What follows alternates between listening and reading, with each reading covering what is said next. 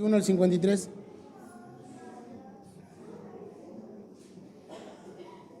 Amén. Tiene la palabra del Señor, vamos a leer juntos. Dice así: duros de cerviz e incircuncisos de corazón y de oídos, vosotros resistís siempre al Espíritu Santo, como vuestros padres, así también vosotros. ¿A cuál de los profetas no persiguieron vuestros padres y mataron a los que anunciaban de antemano la venida del justo, de quien vosotros ahora habéis sido entregadores y matadores? Vosotros que recibís la ley por disposición de ángeles y no la guardasteis. Amén. Oremos. Padre, te damos gracias, Señor, una vez más, por tu infinita bondad, por tu misericordia, por tu amor, Señor. Gracias te damos por este momento de poder compartir y escuchar tu palabra, Señor. Ayúdame a mí, un hombre débil, a poder compartirla. Señor, a mis hermanos a poder abrir nuestros oídos y también a poder ponerla por obra y glorificar tu santo nombre. Gracias te damos por este día, Señor, y lo hacemos y lo hicimos todo para tu gloria. Gracias te damos por medio de los méritos de Cristo. Gracias por el sacrificio en la cruz. Amén y amén. Puede tomar su asiento, mi hermano. Estamos llegando al final del capítulo 7, al final del discurso del sermón, del relato que hace Lucas con respecto a Esteban. Esteban está allí al final, no solo de este discurso, sino también al final de su vida. En pocos momentos, según los que nos relata el libro de los Hechos, aquí en el capítulo 7, Lucas se va a ir con su Salvador. Lucas va a morir. A Esteban lo van a asesinar. Lucas nos está narrando esto. Y la verdad que meditando en todos estos versículos, o la recorrida bíblica que Esteban le está diciendo a aquellas personas que lo están acusando de haber blasfemado contra el templo, de haber estado en contra de la ley de Moisés. Pero Esteban está allí firme, está hablando a aquellas personas que mataron a nuestro Señor, aquellas personas que eran los encargados de transmitir la ley, aquellas personas que hicieron todo lo posible por callar el evangelio de nuestro Señor Jesucristo. Esteban es uno de aquellos que va a morir a causa del evangelio, va a entregar su vida por esta causa. Y sabe que, mi hermano, esto ha sido un gran asombro para mi vida cuando uno se va metiendo más en la palabra del Señor, cómo estas palabras va traspasando a nuestros corazones. Y va viendo que el libro de los Hechos, el relato de muchos hermanos, de aquellas personas que entregaron su vida, nos humilla. Porque quizás nosotros no estamos haciendo las cosas correctamente. Pero esta noche, a través de estos versículos, yo quiero comunicarle a usted y alentarlo a seguir predicando el evangelio de nuestro Señor Jesús. A seguir compartiendo las buenas nuevas de salvación a aquellos que se pierden, sin importar lo que nos pudiera pasar. Porque aquí tenemos un claro ejemplo de una persona que gastó su vida al servicio del Señor. En los versículos anteriores, antes de llegar a esto que nos corresponde esta noche, dice: el Altísimo no habita en templos de manos de hombre. ¿Qué estaba haciendo Esteban? Por medio del Antiguo Testamento, la recorrida bíblica del Antiguo Testamento, sabiamente pasando por Abraham, los patriarcas, los profetas, enfatizando que Dios estuvo con ellos, a quien Dios había escogido, sin importar lo que el pueblo persiguiera, sin importar lo que otros dijeran. Estas personas obedecieron a la palabra de Dios y Dios estuvo con ellos, sin importar la desaprobación del pueblo y la persecución del pueblo. Aún así, Dios usó a sus escogidos con el plan de salvación, no solo para el pueblo de Israel, que más adelante será, sino también para nosotros. El punto principal de Esteban era dar una enseñanza del antiguo pacto, enfatizando que Jesús había venido a suplantar el templo y a cumplir la ley. Solo que Esteban no pudo terminar.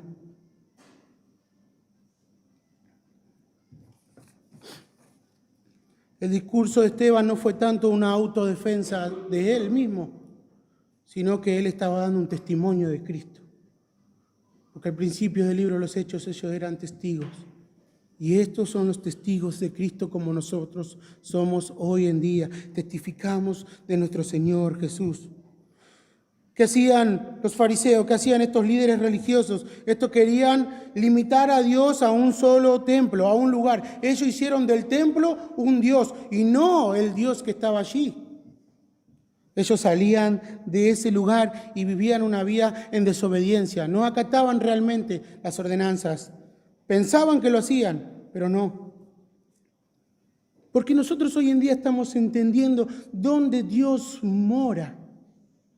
Dios mora en los corazones, en un corazón tierno y quebrantado que no se ocupa en los aspectos exteriores de lo que es una religión, sino en los corazones de aquellos que creyeron en el sacrificio de su Hijo Jesucristo, que vino a darles vida.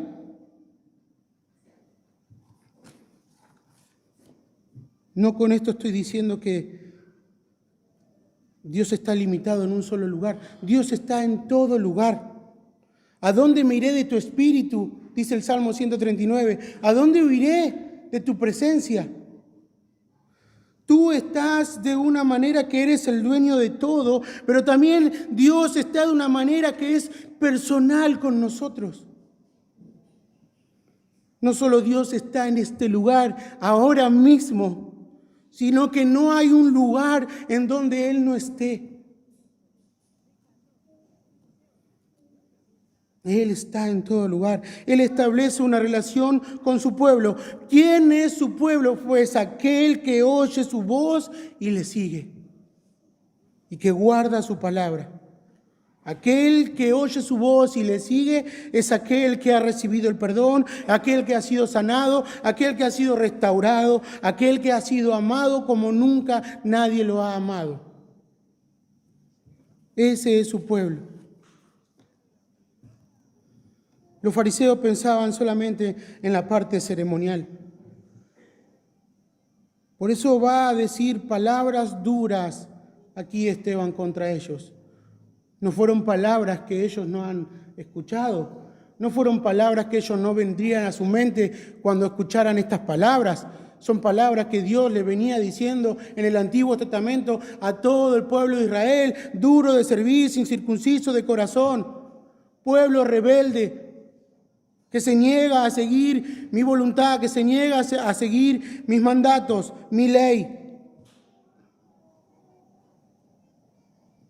Ellos pensaron que decían, bueno, Dios está dentro del templo, el templo lo es todo, lo ceremonial lo es todo. Luego vivían como querían, estafando, no dando ayuda al necesitado, al pobre, al huérfano, a la viuda. Se creían puros, pero por dentro eran muertos. Algunos piensan que de los versículos hasta el 50, y arrancando aquí en el versículo 51, donde Esteban dice estas palabras duras a estas personas que están allí, piensan que hay un cambio, y se puede notar porque pareciera como que Esteban iba a enfatizar cómo Cristo, el justo, era el Mesías prometido. Pero de repente salta al versículo 51. Algunos comentaristas piensan, y esto es algo que la Biblia no lo está diciendo, pero piensan que ellos al escuchar cómo Lucas está narrando perfectamente las Escrituras, tomando los versículos en su contexto y explicándoles, ellos cada vez tenían más odio contra él. Por eso quizás en este momento, Esteban dice, duros de servir e incircuncisos de corazón ni de oído. Palabras duras para un judío. Porque la cerviz es lo que articula con el cráneo. Por eso cuando alguien baja la cabeza, se dice que está bajando o doblando la cerviz, que es una manera de expresar que se está humillando, que está dejando de lado el orgullo, que está dejando de lado la altivez. Pero cuando alguien se niega a agachar la cabeza, se dice que levanta la cerviz. Y esto significa que es una persona engreída, que es una persona soberbia. Decir que alguien es duro de servir significa que es una persona terca, testaruda, rebelde, desobediente y que no acepta la corrección. Que no acepta el mandato y que no cree ni responde a aquel que le está mandando y diciendo que se humille o que obedezca. Eso es una persona dura de servicio. Pero esto no es nada nuevo.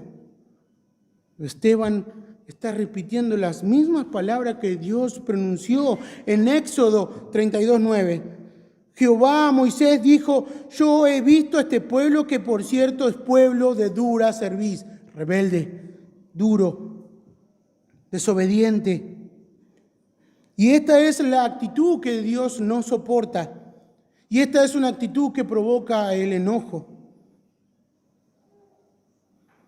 En Éxodo 33:3 le dice: pero no subiré en medio de ti, porque eres un pueblo de dura cerviz, que no sea que te consuma en el camino. Por eso no iré contigo, no sea que te consuma en el camino, porque eres un pueblo duro, desobediente.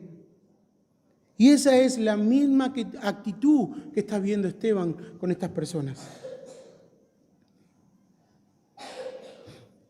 Porque el Señor al altivo lo mira de lejos y da gracia a los humildes. En Isaías 48:4, por cuanto conozco que eres duro y barra de hierro tu cerviz. Cada vez más está intensificando nuestro Señor, nuestro Dios, que este pueblo desobediente y orgulloso no sigue su palabra. En Jeremías capítulo 7, versículo 23 al 26 dice: y os envié todos los profetas mis siervos, enviándolos desde temprano y sin cesar, pero no me oyeron ni inclinaron su oído, sino que endurecieron su cerviz y hicieron peor que sus padres. Un pueblo duro, un pueblo rebelde a la voz de Dios. No solo que le está diciendo estas cosas, sino que también le está diciendo incircuncisos. Los circuncisos eran paganos, eran idólatras. Significaba que no eran parte del pacto. Hay un claro ejemplo en 1 Samuel 17:26 que dice: cuando David oyó el desafío de Goliat, dijo de esta manera: ¿quién es este filisteo incircunciso para que provoque a los escuadrones del Dios viviente? En otras palabras, ¿quién es este que no tiene nada que ver con Dios? Por lo tanto, aquí Esteban le está diciendo: serán circuncidados exteriormente, pero son incircuncisos de corazón y de oído. Porque tienen un corazón de piedra y los oídos no están para escuchar la palabra de Dios. No siguen la voz de Dios. Jeremías 6:10 dice: ¿a quién hablaré y amonestaré para que oiga? He aquí que sus oídos son incircuncisos y no pueden escuchar. He aquí que la palabra de Jehová le es cosa vergonzosa, no la aman. Deuteronomio 10, circuncidad pues el prepucio de vuestro corazón y no endurezcáis más vuestra cerviz.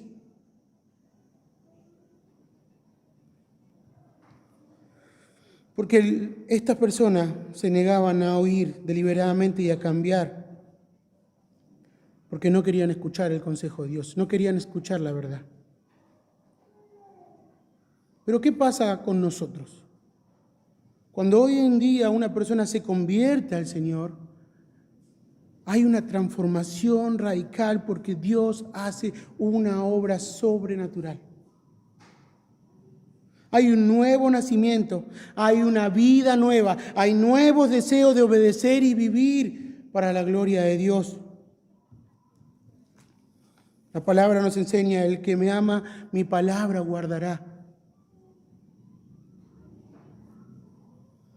1 Corintios capítulo 7, versículo 17 dice, la circuncisión nada es, dijo Pablo, y nada es la incircuncisión, sino el guardar los mandamientos de Dios.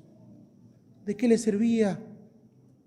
Realmente no eran parte del pacto, porque nunca guardaron la palabra del Señor. Por eso nosotros hoy a veces llamamos a la persona a vivir conforme a las Escrituras, a examinarse continuamente. Porque vemos a personas llamarse cristianos y vivir en rebeldía contra Dios. Llamarse cristiano y no amar la palabra del Señor. Llamarse cristiano y no vivir según sus consejos. Llamarse cristiano y no querer congregarse, ni leer su palabra, ni amar a Dios. Entonces están viviendo igual que los judíos en el tiempo de nuestro Señor Jesús. Puedes llamarte, ponerte el título o por fuera pensar que eres un cristiano, pero por dentro no eres nada. Eres un incircunciso de corazón. ¿A cuál de los profetas no persiguieron vuestros padres y mataron a los que anunciaron de antemano la venida del justo, de quien vosotros ahora habéis sido entregadores y matadores? Vosotros que recibiste la ley por disposición de ángeles y no la guardasteis. Ese fue el gran problema. No guardaron la palabra del Señor. No guardaron su ley. Esteban está aquí dando la venida del justo, el título que encontramos en Isaías capítulo 53, 11. Por eso que cada palabra que está diciendo Esteban era familiar para con ellos, que conocían la ley. Argumentos bíblicos y palabras que ellos podían conectar. Hay una explosión de ira contra nuestro hermano Esteban.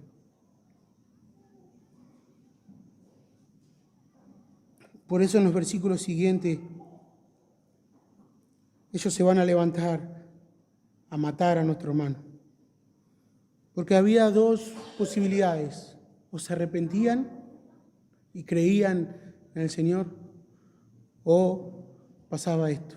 Esteban murió a manos de estas personas. Sus padres que habían anunciado al justo, pero ellos mataron al justo por la dureza de sus corazones. Incircunciso de corazón y de oído. Este relato histórico que sucedió en medio de los apóstoles no solo queda en medio de los apóstoles, sino que hoy en día también pasa cuando usted se levanta a predicar el Evangelio. Cuando usted comparte las buenas nuevas de salvación, hay rechazo hacia el pueblo de Dios. Va a recibir rechazo, va a ser ninguneado. Hay hermanos que en otros países están siendo encarcelados, están pasando por tribulaciones, por angustias. Algunos han sido asesinados. Están siendo menospreciados por el alto precio de predicar la verdad. Algunos están siendo separados de sus familias. Todo esto por amor a su Señor. Por eso Esteban, y yo creo que Lucas se está mostrando esto, no solo que Esteban tenía argumentos bíblicos, sino que está diciendo que a pesar de la persecución, ellos estaban hablando con denuedo la palabra del Señor. Ellos estaban predicando y que les costó su propia vida. Pero había gozo en los corazones cuando un corazón se arrepiente. Por eso, mi hermano, esto es una invitación a no desistir y a seguir en este camino predicando. No guardes la salvación para ti mismo. Debes predicarla. Por tanto, creí y hablé, dice el salmista. No debes callar. Debes predicar. Debes vivir la palabra. Debes vivir en la verdad. No debes resistir al Espíritu Santo. Debes obedecer al Señor. Debes ser humilde.